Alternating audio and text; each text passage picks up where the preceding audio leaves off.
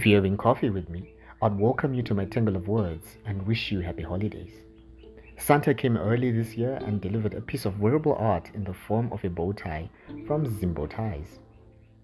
It was fortunate that the delivery arrived just as I was getting home from a function, although it would have been so much better had I got it before then, and I would have definitely worn it to an embassy function marking the honorary reporters program.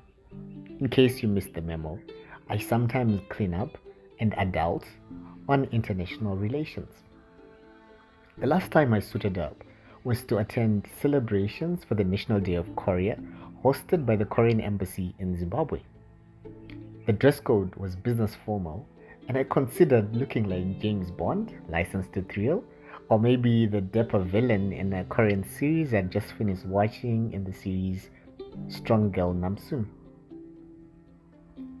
I was pleasantly surprised when Kim White, product designer by day, bow tie salesman by night, reached out and said I looked like someone who could rock some one-of-a-kind wearable art from Zimbowties.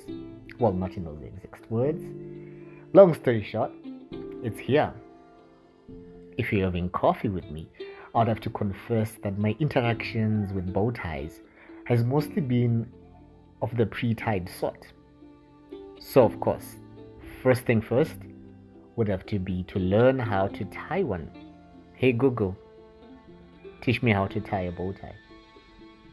The instructions seem simple till they aren't, but I eventually figured it out. Behold, attempt number lost count, but this looks about the way wearable art should look like, right? If you're having coffee with me, I'll tell you that the Zimbowties are handmade by artisans who upcycle fabric offcuts in Mutare, a small city in the eastern highlands of Zimbabwe. And they're shipped all over the world. They are worn in more than 25 countries around the world. In their words, they don't sell bow ties, they sell art. And maybe even dreams, as supporting them helps support their artisans and pays forward to the community. Christmas is a few days away, and I'm here thinking, it doesn't quite feel like the festive season just yet. This year seems like Harare did not experience the pomp and fanfare of switching on the Christmas lights and carols by candlelight, or maybe I'm just growing older. It's usually a big to-do with the mayor giving a speech and throwing the switch, but then considering Harare is on its fourth mayor since the elections in August, they have a lot on their hands, and if the Christmas tree in Africa Unity Square is anything to go by, not much in the way of cheer. I don't know if that counts as recycling or upscaling, but the aesthetic gives a derelict sort of vibe. Sorry I'm late, at least I'm here. And if we're celebrating intent, well, remember all those taxes that were proposed?